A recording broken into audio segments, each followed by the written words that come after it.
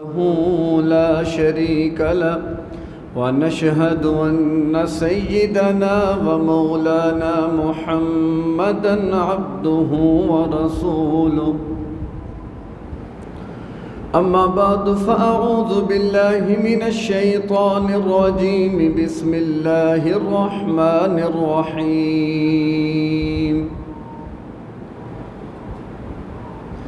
يا أيها النبي جاهد الكفار والمنافقين واغلظ عليهم. وقال النبي صلى الله عليه وسلم: أي الجهاد أفضل؟ قال عليه الصلاة والسلام: أن تجاهد نفسك في طاعة الله، أو كما قال صلى الله عليه وسلم. صدق الله العظيم وصدق رسوله النبي الكريم.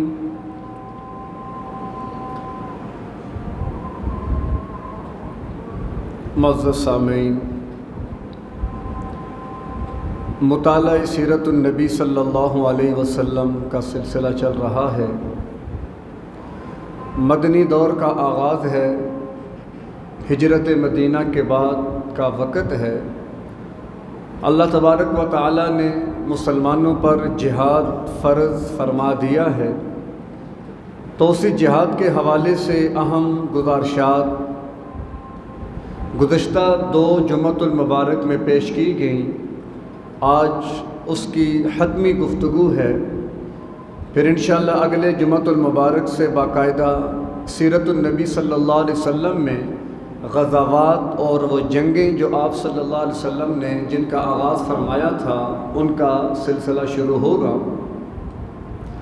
تو جہاد کے حوالے سے اب تک کی جو گفتگو ہوئی اس کا خلاصہ سمجھ لیں کہ جہاد کے متعلقہ چند اہم اور ضروری مباحث تھیں کہ جن پر بات کرنی ضروری تھی، تاکہ جہاد کے متعلقہ ہمارے دل دماغ میں جو اشکالات یا اعتراضات ہیں وہ دور ہوں اور جہاد کے صحیح پس منظر کو سمجھیں، اور سب سے بڑھ کر جہاد اور قتال اس میں فرق ہمارے سامنے واضح ہو، کیونکہ جہاد اور قتال میں فرق نہ کرنے کی وجہ سے بہت سارے خدشات نے، اعتراضات نے جنم لیا، اور اسی فرق نہ کرنے کی وجہ سے جہاد کے بارے میں اور اس کے خلاف پروپیگنڈا بھی ہوا۔ مغربی میڈیا نے جہاد کو صرف قتال کے اندر خاص کر کے ایک ایسی پروپیگنڈے کی ہوا اور فضا چلائی کہ آج مسلمان بھی اپنے ممبر و محراب سے جہاد کی بات کرتے ہوئے کتراتے ہیں کہ اس کے بارے میں پروپیگنڈا ایسا ہو چکا ہے۔ تو بہرکیف ہمارا تو مقصد ہے مسئلے کی وضاحت کر دینا، اور جو موضوع برسبیل تذکرہ آ جائے اس کو اس کے منطقی انجام تک پہنچا دینا۔ باقی اللہ ہمیں سمجھ نصیب فرمائے، اور جو چیزیں اس میں قابل عمل ہیں اللہ ہمیں صحیح معنوں میں عمل پیرا ہونے کی توفیق نصیب فرمائے۔ تو میں نے عرض کیا تھا ابتدا میں کہ جہاد اور قتال میں فرق ہے، وہ بات گزر چکی ہے۔ پھر اس کے بعد ابتداءً ہم نے کہا تھا کہ جہاد کی 3 منازل ہیں، اور پھر ہر منزل کے تحت 3 شعبے ہیں، تو اس طرح یہ کل 9 شعبے بنیں گے کہ جن کا تعلق جہاد کے ساتھ ہے۔ اور تکمیل پر پھر میں اپنی بات کو ختم کروں گا وہاں پر کہ جہاں سے میں نے بات کا آغاز کیا تھا۔ تو اس میں ہم پہلی منزل کے اندر پڑھ چکے ہیں کہ جہاد کی پہلی منزل جو ہے وہ ہے انفرادی طور پر اپنے آپ کو تیار کرنا، اور اس کے 3 شعبے تھے۔ نمبر 1 جہاد بالنفس، کہ اپنے نفس کے ساتھ جہاد کرنا۔ کسی نے پوچھا یا رسول اللہ ای الجہاد افضل، کہ افضل ترین جہاد کون سا ہے؟ تو آپ نے فرمایا ان تجاہد نفسک فی طاعت اللہ، کہ تو اپنے نفس کے ساتھ جہاد کر اللہ کے اتباع پیروی میں۔ تو یہ جہاد بالنفس۔ نمبر 2 جہاد بالشیطان، یعنی شیطان اور اس کے جتنے بھی حواری ہیں ان کے خلاف جہاد کرنا۔ اور نمبر 3 معاشرے کے اندر موجود جو برائیاں ہیں جو معاشرے کا بگاڑ ہے اس کے خلاف جہاد کرنا۔ تو یہ تین چیزیں پہلی منزل کے تحت آ گئی۔ اس کے بعد دوسری منزل وہ تھی کہ جب آپ نے خود کو تیار کر لیا تو اب آپ اپنی ذات تک محدود نہیں رہیں گے، اس دعوت فکر کو لے کر آگے بڑھیں گے۔ اور آگے بڑھنا کہ جس کو دعوت و تبلیغ کا نام بھی دیا جاتا ہے، دعوت کا معنی کسی کو اپنے پاس بلانا، تبلیغ کا معنی کسی کے پاس چل کر جانا۔ یہ دونوں صورتیں تبلیغ کی موجود ہیں کہ جیسے پروگرامات ہوتے ہیں اور اشتہارات کے ذریعے آپ کو دعوت دی جاتی ہے کہ آپ ہمارے پروگرام میں آئیں، تو دعوت کا معنی کسی کو بلا کر اپنی بات اس تک پہنچانا، اور تبلیغ کا معنی کہ خود چل کر کسی کے پاس جانا۔ اور یہ دونوں صورتیں موجود ہیں۔ مولانا الیاس رحمۃ اللہ علیہ بانی تبلیغی جماعت، اللہ ان کی قبر پر کروڑوں رحمت نازل فرمائے، ایک ایسا انقلابی سلسلہ اپنے پیچھے چھوڑ کر گئے، اور اتنا بڑا سلسلہ چھوڑ کر گئے، شاید ان کو بھی اندازہ نہیں تھا اللہ ان کے اس کام کو کتنی قبولیت عطا فرمائے گا، اور کتنے بے راہ لوگ راہ راست پر آئیں گے، کتنے گمراہوں کو راستہ ملے گا، اور کتنے بے دین دیندار بنیں گے، بے نمازی نمازی بنیں گے، جاہل عالم بنیں گے، اور لوگ اللہ والے بنیں گے، خالق اور مخلوق کا تعلق مضبوط ہوگا۔ اور یہ کتنی بڑی بات، لوہے کو لوہے سے جوڑنے کی محنت ہوتی ہے تو جہاز ہوا میں اڑنے لگتا ہے، لکڑی کو لکڑی سے جوڑنے کی محنت ہوتی ہے اور وہ پانیوں میں تیرنے لگ جاتی ہے، اینٹ کو اینٹ سے جوڑا جاتا ہے، بڑے بڑے مکان اور محلات بن جاتے ہیں۔ تو سوچیں جب خالق اور مخلوق کو جوڑا جائے گا تو پھر کتنا اللہ عطا فرمائے گا۔ تو ایک تعلق خالق اور مخلوق کا بھی ہے، ہر فن کے ماہر ہوتے ہیں۔ تو یہ تبلیغی حضرات اور یہ مجاہد فی سبیل اللہ، یہ علماء، یہ فقہا، یہ سارے کے سارے وہ لوگ ہیں کہ جو اپنی بنیاد اور اپنی بساط کے مطابق خالق اور مخلوق کو آپس میں جوڑنا چاہتے ہیں۔ وہ کسی نے کہا تھا نا کہ کیوں خالق و مخلوق میں حائل رہیں پردے، پیرانے کلیسا کو کلیسا سے اٹھا دو، یعنی کہ لوگ ڈائریکٹ اپنے رب سے مناجات کریں، لوگ اپنے رب کی طرف آئیں اور اپنے رب سے تعلق مضبوط کریں۔ تو دعوت و تبلیغ کیا ہے؟ خالق اور مخلوق کے درمیان ایک تعلق کو مضبوط بنیادوں پہ استوار کرنا۔ اور اس کے بھی آگے پھر تین شعبے تھے، ایک تھا دعوت بالحکمہ، حکمت کے ساتھ آپ دعوت کریں۔ حکمت کا ایک مفہوم یہ بھی ہے کہ معاشرے کا وہ طبقہ کہ جو بڑا ذہین، دانشور، جن کو انٹلیکچوئل کہا جاتا ہے، جن کو پڑھا لکھا اور نہ جانے، آپ یوں سمجھ لیں کہ اگر وہ معاشرے میں کسی چیز کو اپنا لیں تو معاشرے کے باقی افراد بھی اپنا لیتے ہیں۔ تو ان تک جب یہ دین کی دعوت پہنچائی جائے گی تو یقیناً حکمت کے ساتھ۔ حکمت کیا ہے؟ کہ دلیل کے ساتھ گفتگو کرنا، اگلے کو قائل کر لینا، پھر دلیل خواہ عقلی ہو، خواہ دلیل نقلی ہو، خواہ وہ دلیل منقولی ہو، کیسی بھی ہو، اگلے کو قائل کرنا، وہ حکمت کے ساتھ۔ نمبر دو، موعظہ حسنہ، یعنی واعظ و نصیحت کرنا۔ یہ وہ طبقہ معاشرے کا جو میرا اور آپ جیسا ہے کہ جن کو بہت زیادہ علمی مباحث سے غرض نہیں ہوتی، نہ وہ اتنا علم رکھتے ہیں، تو لہذا واعظ و نصیحت کے ماحول میں انہیں اپنی طرف لانا، جیسا کہ ہمارے تبلیغی حضرات اسی اعتبار سے محنت کرتے ہیں۔ اور نمبر تین، معاشرے میں ایسے افراد بھی ہوں گے جو آپ کی طرح اپنی باطل دعوت کو لے کر بھی نکلے ہوں گے۔ عیسائی مشینریاں کام کر رہی ہیں اور بھی باطل فرقے اپنی محنت کو لے کر چل رہے ہیں۔ جب آپ ایک ان کے خلاف نظریے کو دعوت کے طور پر پیش کریں گے تو لا محالہ وہ رکاوٹ ڈالیں گے، وہ اعتراضات کریں گے، وہ اپنی دعوت کو مؤثر بنانے کے لیے اور آپ کی دعوت کو غیر مؤثر کرنے کے لیے ہر حربہ استعمال کریں گے۔ تو ان کے لیے تیسرا شعبہ جدال احسن، ادعو الی سبیل ربک بالحکمہ والموعظۃ الحسنہ وجادلہم باللتی ہی احسن۔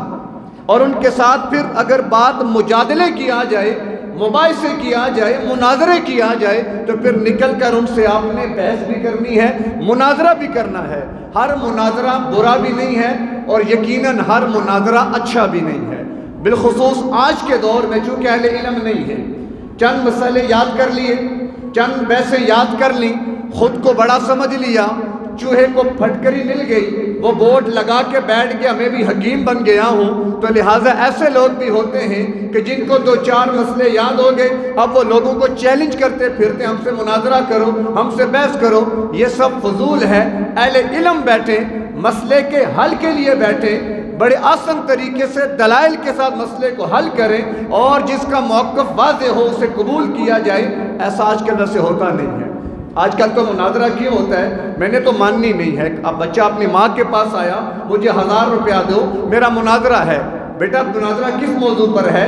کوے کے بارے میں۔ کیا مطلب؟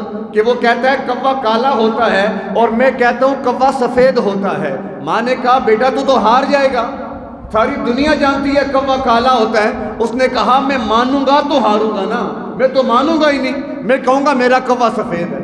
تو جب یہ نظریہ لے کر بندہ بیٹھے اپنے کوے کو سفید کرنے کے لیے تو پھر کوئی نتیجہ نہیں نکلتا۔ یہی وجہ ہے امت میں افتراق پھیلا، انتشار پھیلا، لوگوں کے مزاج خراب ہو گئے۔ آج ہماری عوام بھی، ان کے بھی ان علماء نے اتنے مزاج خراب کر دیے کہ جب تک ممبر سے بیٹھ کر فریق مخالف کو 2-4 گالیاں نہ دیں، ان پر 2-4 جملے نہ کسیں، کہتے ہیں مزہ نہیں آیا۔ یعنی ایسا، اگر کوئی سنجیدہ گفتگو کرنے والا آئے لوگ سننے کو تیار ہی نہیں ہوتے۔ کوئی سنجیدہ کسی موضوع پر بات کرنا چاہے لوگ سننے کو تیار ہی نہیں ہوتے، کیونکہ مزاج بگڑ گئے ہیں۔ یہ ہم نے مزاج بگاڑے، ہم نے دیکھا کہ عوام کیا چاہتی ہے، ہم بھی اسی رخ پہ آ گئے۔ وہی علماء یہود والا معاملہ، سورہ بقرہ ہماری چل رہی ہے درس قرآن میں، اور علماء یہود کی کارستانیاں بھی آپ کے سامنے آتی جا رہی ہیں کہ جو کیا کرتے ہیں، عوام کا مزاج دیکھ کر دین کو پیش کرتے ہیں، عوام کے جیبوں کو دیکھ کر اپنے مسئلے بنا کر لے آتے ہیں۔ تو یہ بڑی خطرناک صورتحال ہے، ان کے بارے میں اللہ نے قرآن میں بڑی سخت وعید ذکر کیا۔ تو لہٰذا علماء سے بھی ہماری گزارش ہے کہ وہ دین کا صحیح اور جامع تصور عوام کو سمجھائیں، خام خواہ کے مسائل میں نہ الجھائیں، نہ ان کے مزاج خراب کریں۔ تو بہرکیف یہ دوسری منزل جہاد کی، کہ جس میں آپ یوں سمجھ لیں کہ معاشرے کے باطل عقائد اور نظریات کے خلاف جہاد کرنا، اور اس کے لیے 3 صورتیں ہیں: حکمت، موعظہ حسنہ اور جدال آسن۔ آج ہم بات کریں گے تیسری اور آخری منزل پر۔ تیسری اور آخری منزل جو ہے وہ جہاد کی سب سے اعلیٰ منزل ہے، وہ جہاد کا کلائمیکس ہے، وہ بالکل سب سے اعلیٰ درجے کی منزل جو کہ اقامت دین ہے۔ کہ تیسری منزل کیا ہے؟ اقامت دین، اللہ کا دین دنیا پہ قائم ہو، کہ جس کے بارے میں نفاذ شریعت کی بات بھی کی جاتی ہے، حکومت الہیہ کا قیام، یہ بھی اصطلاح استعمال کی جاتی ہے، اللہ کی دھرتی پہ اللہ کا نظام، یہ مختلف اصطلاحات ہیں، لیکن مفہوم سب کا کیا ہے؟ اقامت دین۔ تو جہاد کی تیسری منزل ہے اقامت دین۔ اب یہ تیسری منزل جو ہے یہ پہلی 2 منازل کی ایک اعلیٰ منزل، اور پہلی منازل اس کے لیے بنیاد ہے۔ ظاہر بنیاد ہوگی تو اوپر کی منزل کھڑی ہوگی۔ آپ پہلی منزل نہ بنیاد نہ رکھیں، دوسری منزل کھڑی نہ کریں اور کہیں کہ ہم ہوا میں تیسری منزل کھڑی کر لیں گے، تو یہ فساد ہوگا، جہاد نہیں ہوگا، کیونکہ پہلی منزل میں پہلا شعبہ جہاد بالنفس تھا۔ گویا مجاہد فی سبیل اللہ جو اللہ کے دین کو قائم کرنے کے لیے جد و جہد کرنا چاہتا ہے، اس سے پہلے اپنے اوپر دین غالب کرنا پڑے گا، پہلے اپنے نفس کے خلاف جہاد کرنا پڑے گا، شیطانی طاقتوں کے خلاف خود کو تیار کرنا پڑے گا، وہ معاشرے کے بگاڑ کو سمجھنے والا ہوگا، اس کے بعد لوگوں کو جمع کر کے ایک منظم جماعت تیار کرے گا۔ کیوں؟ اقامت دین کے لیے منظم جماعت کا ہونا یہ شرط لازم ہے۔ اگر آپ کے پاس منظم جماعت نہیں ہے، چند بندوں کو لے کر کوئی کھڑا ہو جائے کہ میں تو شریعت کو نافذ کروں گا، تو یقیناً وہ فساد کا باعث بنے گا۔ ہاں، نیت پر جو فیصلہ ہونا ہے اس کو ہم چیلنج نہیں کر سکتے، لیکن تعلیم قرآن کی، تاریخ اسلام کو دیکھیں، اللہ کے پیغمبر کی سیرت کو دیکھیں، تو آپ نے بھی کیا کیا؟ 13 سال مکہ میں رہ کے ایک منظم جماعت تیار کی۔ اس کا حکم کیا تھا؟ کفو ایدیکم، ہاتھوں کو روک کے رکھو۔ کوئی مارتا ہے، کوئی پیٹتا ہے، حضرت عثمان کو چٹائی میں لپیٹ کر بڑا سخت دھواں دیا جاتا۔ سعد بن ابی وقاص کی والدہ نے مرتے دم تک بھوک ہڑتال کا اعلان کر دیا۔ مصعب بن عمیر کے کپڑے اتار لیے گئے، حضرت بلال حضرت خباب، حضرت یاسر سمیہ، یہ وہ لوگ جو مکہ میں تھے اور ان پر مصائب و آلام کے پہاڑ ٹوٹ رہے تھے۔ حکم کیا تھا؟ کفو ایدیکم، ابھی ہم جماعت تیار کر رہے ہیں، ابھی ہم نے نظم قائم کرنا ہے۔ جب منظم جماعت تیار ہوگی وہ جا کر مدینہ میں پھر اللہ نے ایک ریاست دی، اس کے بعد اللہ کے محبوب پیغمبر نے اگلے مرحلے طے کیے۔ تو اقامت دین یہ جہاد کی تیسری بڑی منزل ہے، اور اس کے ذیلی شعبے بھی 3 ہیں، یا اس کے درجے بھی 3 ہیں، اس کے منہج بھی 3 ہیں۔ نمبر 1 صبر محض، پہلا مرحلہ صبر محض۔ ظاہر ہے آپ جب ایک نظریہ لے کر آئیں گے ایک ایسے معاشرے میں کہ جہاں آپ کے نظریے کے خلاف نظریات موجود ہیں، اللہ کے محبوب پیغمبر مشرکین مکہ کے سامنے نظریہ توحید کو لے کر آئے۔ تم بتوں کو سجدہ کرتے ہو، ہر گھر میں بت رکھتے ہو، کئی بت بنا کے رکھے ہیں۔ الہکم الہ واحد، تمہارا الہ وہ ایک ہے، معبود برحق وہ ایک ہے، اللہ وحدہ لا شریک ہے۔ اب پورا معاشرہ مشرکانہ عقائد کا حامل، اور پیغمبر نے یہاں پہ آ کے نظریہ توحید پیش کیا، تو ظاہر ہے کیا ہوگا؟ مخالفت ہوگی۔ مخالفت کے مختلف درجات ہوتے ہیں، لیکن اس مرحلے میں کیا کرنا ہے؟ صبر محض۔ اقامت دین مقصد تھا، لیکن پہلا مرحلہ صبر محض کا۔ مار پڑے گی، صبر کرنا ہے، گھر بار لٹ جائے گا، صبر کرنا ہے، باپ بیٹے الگ ہوں گے، صبر کرنا ہے، کپڑے لیے جائیں گے، صبر کرنا ہے، چٹائیوں میں لپیٹ کے مارا جائے گا، صبر کرنا ہے، باندھ کے مارا جائے گا، گھسیٹا جائے گا، صبر کرنا ہے، گھر سے بے گھر کیا جائے گا، صبر کرنا ہے۔ اور صبر محض کا یہ مرحلہ اگر وہ منظم جماعت برداشت کر لے، یعنی صبر کرے، آگے ہاتھ نہ اٹھائے، مار کھائے، کھاتی رہے، اس میں ہوتا کیا ہے کہ ان کے بارے میں معاشرے کے افراد میں ایک مثبت رائے اور نرم رویہ پیدا ہوتا ہے۔ لوگ دیکھ رہے ہیں بلال کو مارا جا رہا ہے، بلال کو پیٹا جا رہا ہے، اسے گھسیٹا جا رہا ہے، امیہ اس کا آقا اسے روزانہ اذیت دیتا ہے۔ کیا بلال نے اس کی چوری کی؟ کیا بلال نے اس کی بیٹی پہ ہاتھ ڈالا؟ کیا بلال نے اس کو کوئی نقصان پہنچایا؟ نہیں۔ بلال کیا کہتا ہے؟ اللہ احد، اللہ ایک ہے، تو اس کا آقا اس کو مارتا ہے اور یہ مار کھاتا چلا جاتا ہے۔ تو اس سے کیا ہوتا ہے کہ معاشرے کے افراد جو غیر جانبدار ہوتے ہیں ان کے دل میں اس جماعت کے بارے میں نرم رویہ پیدا ہوتا ہے کہ یقیناً یہ لوگ کسی نظریے پر کھڑے ہیں۔ تو پہلا مرحلہ وہ صبر محض کا۔ اگلی بات دوسرا مرحلہ وہ ہے اقدام کا۔ دوسرا مرحلہ اقدام، کہ جب آپ نے دیکھا کہ جماعت تیار ہے، منظم بھی ہے، اور صبر کر کے وہ مضبوط ہو چکے ہیں کہ جب سونے کو بھٹی سے گزارا جائے پھر وہ کندن بن جایا کرتا ہے، اسی طرح اللہ نے حضرات صحابہ کرام کو مکہ کے اندر آگ کی بھٹیوں سے گزارا۔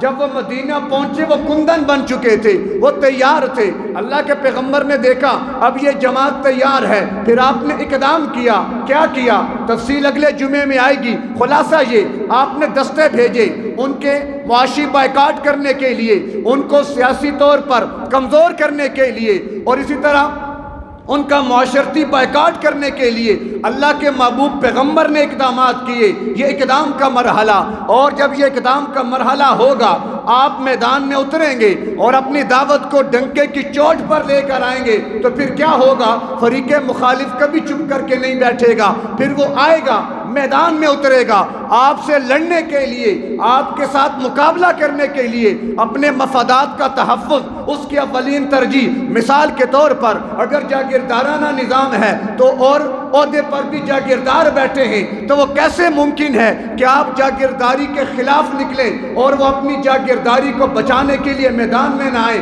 اگر سرمایہ دارانہ نظام ہے اور عہدوں پر سرمایہ دار بیٹھے ہیں، وہ اپنے سرمایہ کو بچانے کے لیے ضرور میدان میں آئیں گے۔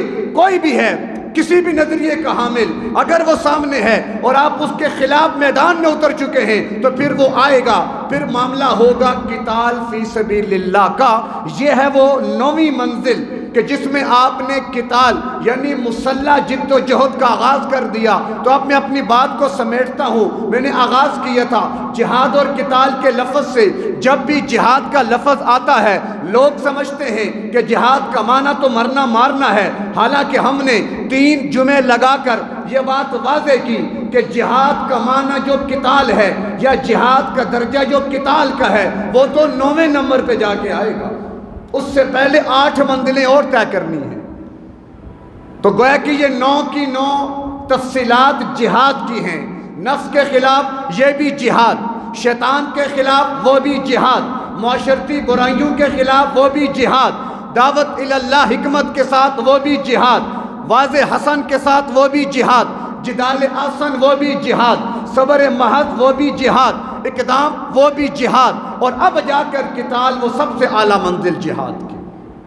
اور ہم جہاد کو فوراً قتال کے معنی میں جو بالکل 9ویں نمبر پہ ہے، ہم اسے پہلے نمبر پہ لا کر اور لوگوں کو یہ بتاتے ہیں کہ جہاد سے بچو، جہاد مت کرو۔ قادیانی نے بھی کہا تھا چھوڑ دو مسلمانوں یہ جہاد کا خیال، یہ پتہ نہیں دین میں سارا کچھ فساد ہے۔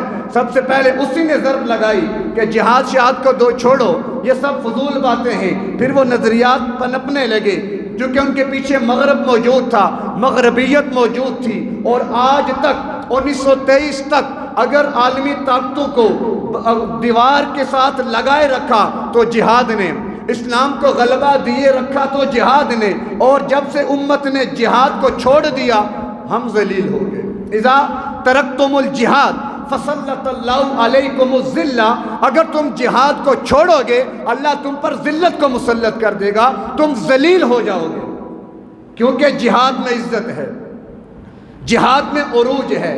لیکن میں نے کہا جہاد کا وہ معنی نہیں ہے جو ہمیں سمجھایا گیا یا جو ہم نے سمجھ لیا کہ گردن کاٹنے کا نام جہاد ہے، کسی کے چھیتڑے اڑانے کا نام جہاد ہے، یا چند افراد کا مل کر بڑی بڑی طاقتوں کے سامنے آ کر خام خواہ ماحول خراب کرنے کا نام جہاد ہے۔ نہیں، بلکہ پہلے 8 منزلیں طے کر لیں۔ اگر کوئی اپنے نفس کے خلاف لگا ہوا ہے تو وہ بھی مجاہد فی سبیل اللہ ہے۔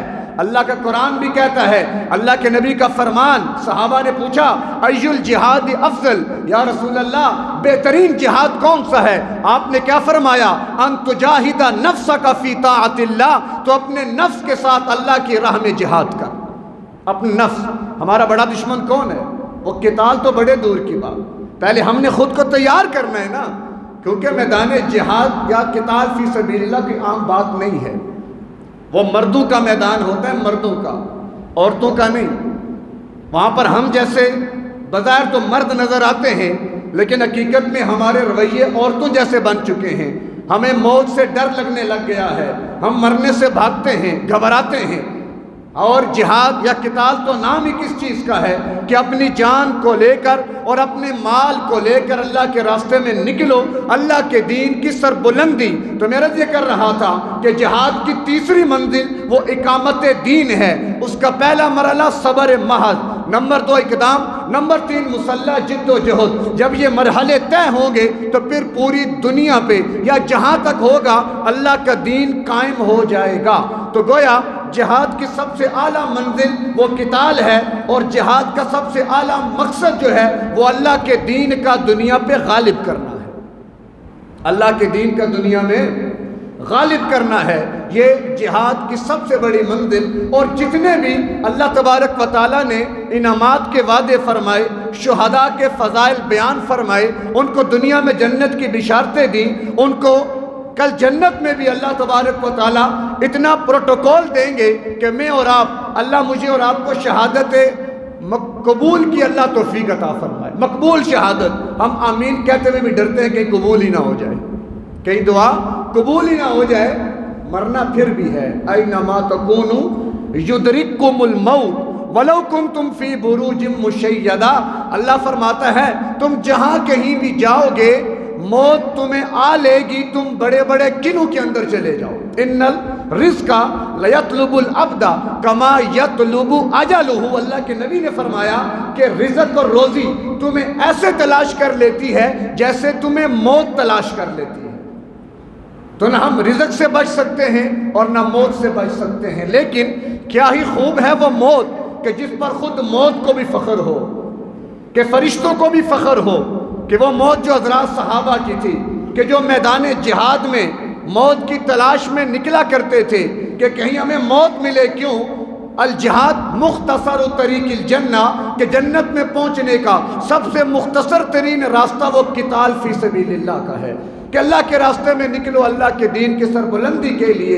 ادھر خون نکلے گا نہیں، ادھر جنت کے دروازے کھلے کے کھلے، حوریں پہلے آسمان پہ آ جاتی ہیں کہ جب مجاہد شہادت کے قریب ہوتا ہے اللہ سے اجازت لیتی ہیں، ہمارا خامن، ہمارا محبوب، تیرا بندہ آنے والا ہے، اجازت دے، استقبال کریں۔ وہ آسمان دنیا پہ، حتیٰ کہ روایات میں یہ بھی ہے کہ وہ زمین پہ اتر کر مجاہد کو اپنی باہوں میں لے لیتی ہیں۔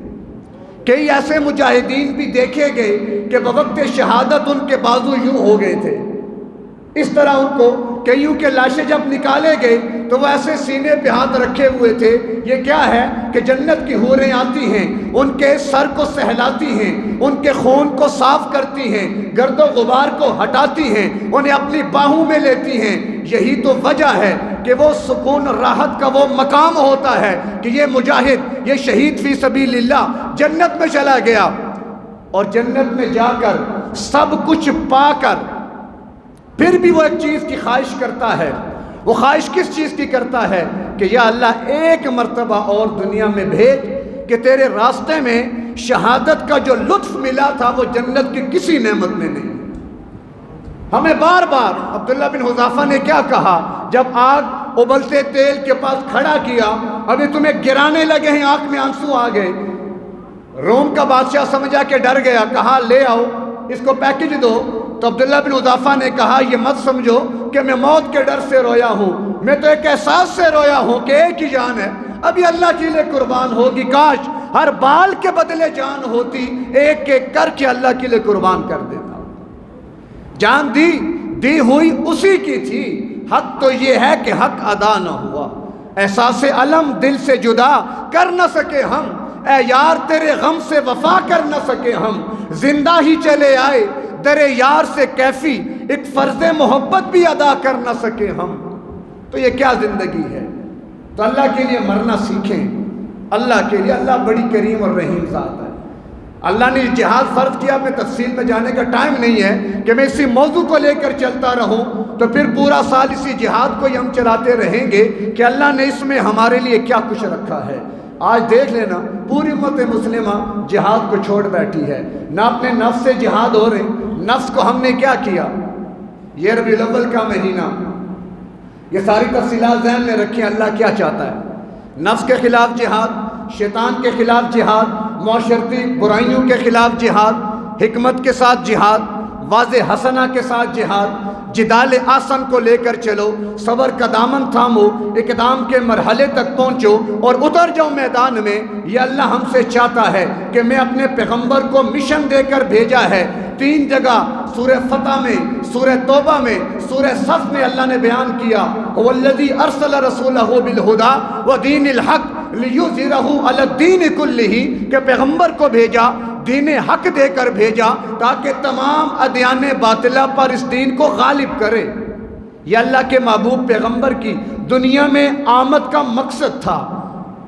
اللہ کے محبوب پیغمبر کی مقصد ولادت، اللہ کے میلاد، پیغمبر کے میلاد کا مقصد جو اللہ نے ہمیں بار بار بتایا، بار بار سمجھایا کہ تم نے اس دین کو، اس کے علم کو لے کر میدان میں نکل کر نفس آڑے آئے اس کو گرا دو، شیطان آڑے آئے اس کو ہٹا دو، معاشرہ سامنے آئے اس کو سمجھاؤ، حکمت کے ساتھ، واضح حسنہ کے ساتھ، جدال آسن کے جات۔ اگر تکلیف آتی ہے صبر کرو، اپنے آپ کو اقدام کے لیے تیار کرو، پھر مسلح جہاد کے لیے نکل پڑو۔ یہ اللہ نے مجھے اور آپ کو اور اللہ کے محبوب پیغمبر نے عملی زندگی سے یہ سب کچھ کر کے دکھایا، سمجھایا اور بتایا۔ فَلْيُبَلِّغْ مِنْكُمُ الشَّاهِدُ الْغَائِبُ آخری خطبے میں کہ تمہیں دین دیا، جس طرح دیا تمہارے سامنے ہے، غائبین تک میرے مشن کو پہنچا دینا یہ تمہاری ذمہ داری ہے۔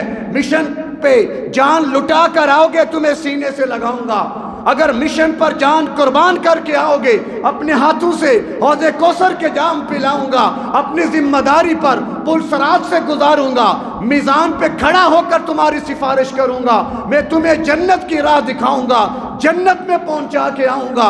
یہ اللہ کے محبوب پیغمبر مجھے اور آپ کو ذمہ داری دے کر گئے اور سمجھا کر گئے۔ پھر کیا ہوا؟ شیطان بھی تو ہے نا، اگر دین غالب ہو گیا پھر شیطان کی محنت تو گئی نا۔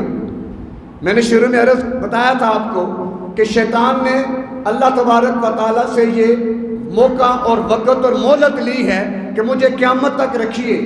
اب اللہ نے کہا ٹھیک ہے، تو اپنا زور لگا لے، تو جو کر سکتا ہے کر لے۔ لَأُغْوِيَنَّهُمْ أَجْمَعِينَ، میں سب کو گمراہ کروں گا کہ آدم کی وجہ سے اگر میں اتنے مقام سے نیچے گرا تو اولاد آدم کو بھی اس مقام پہ نہیں پہنچنے دوں گا۔ لہذا شیطان نے اپنا کام شروع کر دیا، اور موجودہ معاشرے میں ربیع الاول کا مہینہ آپ کے سامنے ہے، سوشل میڈیا آپ دیکھتے ہوں گے۔ میں تو گزشتہ 2-3 دن سے عید میلاد النبی کی ویڈیوز دیکھ کر سر پکڑ کے بیٹھا ہوں کہ باقاعدہ پیچھے عید میلاد النبی کا بینر لگا ہے اور آگے نوجوان ڈانس کر رہے ہیں۔ عورتوں کو بھی ڈانس اپنی آنکھوں سے دیکھا۔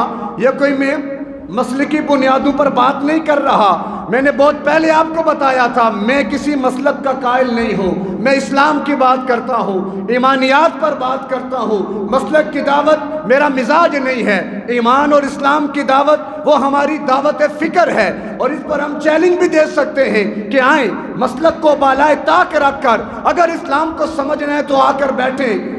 دعویٰ نہیں ہے، ہم بھی طالب علم ہیں، ہم بھی سیکھ رہے ہیں۔ یہ جمعے کی بات، یہ 3 بجے مستورات کا بیان، عصر کے بعد بیان، مغرب کے بعد بیان جی کیوں رکھا ہے؟ تاکہ آپ کو مسالک سے ہٹا کر قرآن و سنت کے ساتھ جوڑا جائے، تاکہ آپ کے یہ مسئلے حل ہو سکیں۔ لیکن یقین جانیں انتہائی افسوس کا مقام ہے، انتہائی افسوس کا مقام ہے ان بھائیوں کے لیے ہم دعا گو ہیں، اللہ انہیں ہدایت دے، اللہ ان کو ہدایت دے کہ جنہوں نے پیغمبر کے مشن کو جشن میں تبدیل کر کے قوم کو ناچ گانے پہ لگا دیا، اور یہی تو شیطان چاہتا تھا۔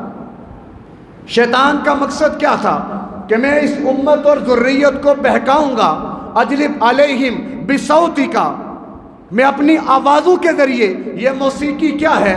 آج صبح ایک جگہ میں گیا، نعت خوان نعت پڑھ رہا اور پیچھے باقاعدہ میوزک چل رہا تھا، کیونکہ آج کل نعت خوانی ایک پیشہ بن گیا، ایک پروفیشن بن گیا، لہذا وہ تمام چیزیں اس میں ڈالی گئیں کہ جن سے زیادہ کمائی ہو سکے، جن سے زیادہ پیسہ مل سکے۔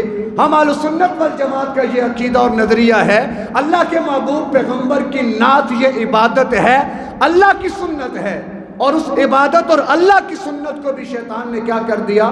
اپنے اس میں لے آیا۔ بیچاروں کے چہرے پہ داڑیاں کوئی نہیں ہیں، زرق برق لباس پہنے ہیں، سر کی ٹوپی سے لے کر پاؤں کی جوتی تک میچنگ سٹائل بنا ہوا ہے، موسیقی چل رہی ہے، اور وہ بیٹھے موسیقی کی دھنوں پر اپنا سر دھن رہے ہیں۔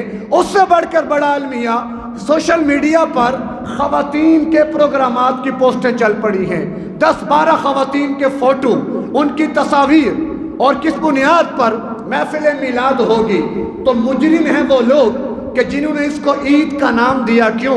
عید کا تصور آتے ہی پھر ذہن میں ناچ گانا آتا ہے، عید کا تصور آتے ہی پھر ذہن میں ڈھول ڈھمکا آتا ہے، عید کا تصور آتے ہی پھر یہ خوشیاں منانی پڑتی ہیں۔ تو لہذا مجرم ہے وہ شخص، خواہ وہ کوئی علامہ ہے، خواہ وہ کوئی اسکالر ہے، خواہ وہ کوئی بھی ہے، خواہ وہ کوئی پیر و مرشد کیوں نہ ہو، جس نے اس کو عید کا لقب دیا وہ شیطان کا چیلا تھا، اور شیطان کو خوش کیا اور پوری ذریت کو شیطان کے راستے پہ لگا دیا۔ حالانکہ 12 ربیع الاول کا دن وہ اللہ کے محبوب پیغمبر کی وفات کا دن ہے۔ اگر پیدائش کا دن ہوتا تو چلو پھر ہم کچھ سوچتے۔ 9 ربیع الاول کے بارے میں اکثر علماء، خود امام احمد رضا خان بریلوی صاحب نے لکھا ہے فتاوی رضویہ کی جلد 26 کے اندر کہ اللہ کے محبوب پیغمبر کی ولادت 9 ربیع الاول کی ہے۔ ہمارے نہیں مانتے، اپنے بڑوں کی مان لو کہ جن کے نام پر کھاتے ہو، جن کے نام پر چلتے ہو، انہی کی مان لو۔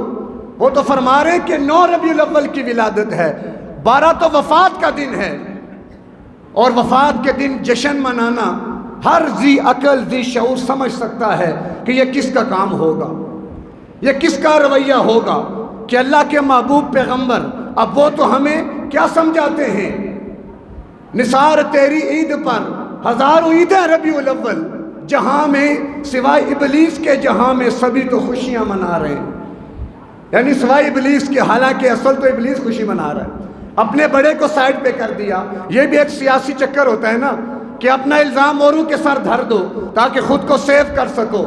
تو کسی نے کیا خوب جواب دیا، اے 12 ربیع الاول کیسا دیا تو نے فراق، سرکار دو جہاں دنیا سے جا رہے ہیں، غمگین ہیں کونوں مکان، فلک بھی ہیں اشکبار، مگر ابلیس کے حواری جشن و خوشیاں منا رہے ہیں۔ کیونکہ ابلیس خوش ہو گیا، شیطان خوش ہو گیا، مشرکین عرب خوش ہو گئے کہ مسئلہ ختم ہوا۔ آج تک ان مشرکین کی ذریت موجود ہے، آج تک ان کے نظریے، ان کے عقائد سب شرک کی بنیاد پر چلتے ہیں، اور جب عوام کو سمجھائیں تو عوام کی سمجھ نہیں آتی۔ وجہ کیا؟ کہ وہ عوام کو عملی دین نہیں بتاتے کہ پھر نماز پڑھنی پڑے گی، روزہ رکھنا پڑے گا۔ اللہ کے محبوب پیغمبر اگر میٹھا پسند فرماتے تھے، اگر حلوہ کھانا پیغمبر کی سنت ہے تو میدان احد میں دندان کو شہید کروانا بھی پیغمبر کی سنت ہے۔ وہ ایک سنت بتائیں گے، یہ کبھی نہیں بتائیں گے۔ اگر پیٹ کو بھر لینا یہ اللہ کے نبی کی سنت سمجھاتے ہیں تو پیٹ پر پتھر باندھنا بھی تو پیغمبر کی سنت ہے۔ اپنے بڑے بڑے عالیشان محلات بنانا، اپنی مساجد کو سجانا، اپنے گھروں کو سجانا، اگر وہ اس کو عشق اور مصطفیٰ کا کوئی معیار قرار دیتے ہیں تو پھر بتائیں نا، بلال نے کیوں مار کھائی، صہیب نے کیوں مار کھائی، خباب نے کیوں مار کھائی؟ وہ بھی مدینہ گلیوں میں جلوس نکال لیتے نا، وہ بھی اپنے گھروں میں چراغ جلا لیتے نا، وہ بھی اسی بنیاد پر عشق منا لیتے نا۔ وہ سچے عاشق تھے، اور ہم آرٹیفیشل ہیں۔ ہم نے لوگوں سے پیسہ بٹورنا ہے، ان سے اپنے جیبوں کو بھرنا ہے، اپنے ایمان کے سودے کرنے ہیں چند ٹکوں کی خاطر، لہذا دین کا حلیہ بگاڑ دیا، دین کا ستیہ ناش کر دیا۔ تو خدا را ایک دعوت فکر ہے کہ ہمیں کم از کم ہوش کے ناخن لینے چاہیے۔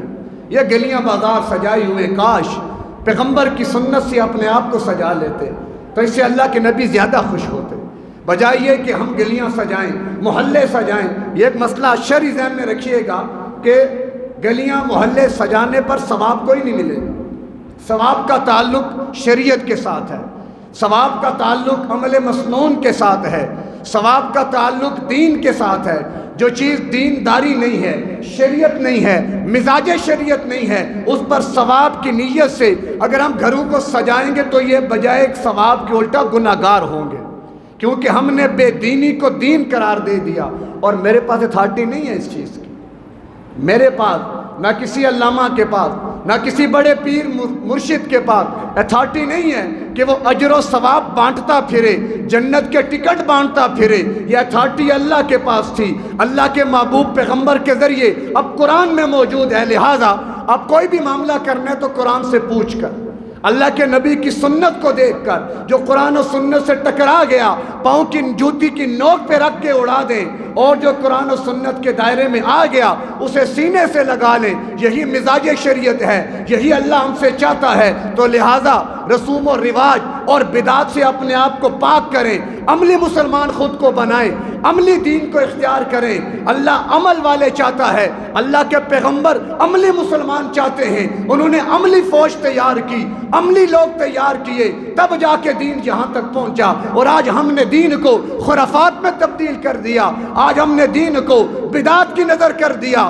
آپ دیکھیں گے 12 ربیع الاول کے دن یہ روڈوں پر لوگ نکلیں گے، وہ سبیلے لگائیں گے، ہر چیز کا تعلق کھانے سے، ہر چیز کا تعلق پینے سے۔ پہلی فکر دودھ کی سبیل کدھر ہے؟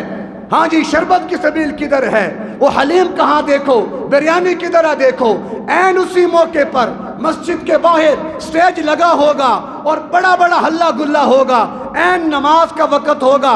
میں دعوے سے کہتا ہوں، آپ اس قریب کی مسجد میں جائیے گا، 2-3 نمازی آپ کو ملیں گے، باقی سارے روڈوں پر ناچتے گاتے ہوئے نظر آئیں گے۔ یہ کیسا عشق ہے، یہ کیسی محبت ہے؟ یہ کیوں ہم نے دھوکے میں ڈالا خود کو، اپنی اولادوں کو، آنے والی نسلوں کو؟ انہیں پیغمبر کی شخصیت بتائیں، پیغمبر کی سنت سکھائیں، انہیں اللہ کا دین پڑھائیں، انہیں قرآن کے قریب لائیں۔ اگر یہ خرافات دین کا حصہ ہوتی تو آج میں ممبر پر بیٹھ کر بڑے آسان طریقے سے آپ کو بتاتا بھی اور یوں کر کے دکھاتا۔ اگر وہ چوری کی بجلی سے اپنی لائٹیں جلاتے ہیں، واللہ ہم اپنے خون سے چراغ روشن کر لیتے پیغمبر کے لیے، لیکن یہ خون بہے گا اللہ کے دین کے لیے، اللہ کے محبوب پیغمبر کے مشن کے لیے، اور وہ مشن اب بھی ہے۔ اور جب تک دین پوری دنیا پہ غالب نہیں ہو جاتا یہ مشن جاری ہے، مشن جاری و ساری ہے۔ اللہ کے شیر اگر میدانوں میں موجود ہیں تو شیطان کے پٹھو بھی میدانوں میں موجود ہیں. وہ اللہ کے شیروں کا راستہ روکنا چاہتے ہیں، اللہ کے شیروں کو پابند کرنا چاہتے ہیں. کوئی بات نہیں، شیر زخمی بھی ہوتے ہیں، وقتی درختوں کے اندر بھی چلے جاتے ہیں، لیکن بالآخر شیر شیر ہے. جب وہ نکلے گا، جب وہ دھاڑے گا تو شیطان اپنی پوری ذریت کے ساتھ بھاگے گا اور پھر اللہ کا دین پوری دنیا پہ غالب ہوگا. یہ ہوگا، اس نے ہونا ہے. لیکن اللہ مجھے قبول کر لے، اللہ آپ کو قبول کر لے کہ ہم دنیا میں کمانے کے لیے آئے، کیا زمینیں جائیدادیں بنانے کے لیے آئے؟ کیا مجھے اللہ کے پیغمبر یہی دے کر گئے تھے کہ تم 3 منزلہ کوٹھی بنا کر پھر 4 منزل کے چکر میں لگنا؟ کیا پیغمبر یہی بتا کر گئے تھے کہ دسترخوان پر بڑے بڑے کھانے سجا لینا؟ کیا یہی بتا کر گئے تھے ایک گاڑی مہینے چلا کر نئی گاڑی لے آنا، ایک موبائل استعمال کر کے نیا ماڈل لے آنا؟ یہ کیوں دنیا کے اندر گھس گئے؟ دنیا نے ہمیں تباہ کر دیا اور پیغمبر کا دین، پیغمبر کا مشن میرا اور آپ کا منتظر ہے. لیکن آغاز کہاں سے ہے؟ پہلی منزل جہاد بالنفس کی ہے. یہیں سے آغاز کریں. میں اپنے نفس کو پابند کروں اللہ کے دین کا، پیغمبر کی سنت کا. آپ اپنے نفس کو پابند کریں اللہ کے دین، پیغمبر کی سنت کا. چلتے پھرتے خود کو مسلمان بنا لے، اپنے 4-5 فٹ کے وجود پر دین کو قائم کر لیں. اللہ آپ کو پوری دنیا میں غلبہ دین کے لیے قبول کر لے گا. اپنے آپ کو تو تیار کریں. ربیع الاول کا پیغام یہی ہے. میلادی، اصل میلادی کون ہے؟ جو پیغمبر کے دین اور مشن کو لے کے چل رہا ہے. باقی سب فساد ہی فساد ہے. اصل میلاد کیا ہے؟ پیغام میلاد کیا ہے؟ کہ میں سچا مسلمان بنوں، حقیقی مسلمان بنوں، میں واقعی پیغمبر کا عاشق بنوں کہ دنیا دور سے دیکھے مجھے پہچان لے کے محمد ہی آ رہا ہے، یہ پیغمبر کا نام لیوا آ رہا ہے. ہمارے طور طریقے غیروں والے، شکل و صورت غیروں والے، تہذیب و تمدن غیروں والا اور نعرہ عشق مصطفیٰ کا. یہ کس کو دھوکہ ہے؟ جو خادعون اللہ، ہم تو اللہ کو دھوکہ دینا چاہتے ہیں. وَهُوَ خَادِعُهُمْ، ہمیں کہیں دھوکہ نہ لگ جائے. آج ہم بھی منافقین کے روش پہ چل پڑے تو اللہ تبارک و تعالیٰ سے دعا ہے کہ اللہ ہمیں صحیح دین کی سمجھ عطا فرمائے، کامل دین کی سمجھ عطا فرمائے، شیطانیت سے بچ کر رحمانیت کے راستے پہ چلائے. وآخر دعوانا ان الحمدللہ رب العالمین.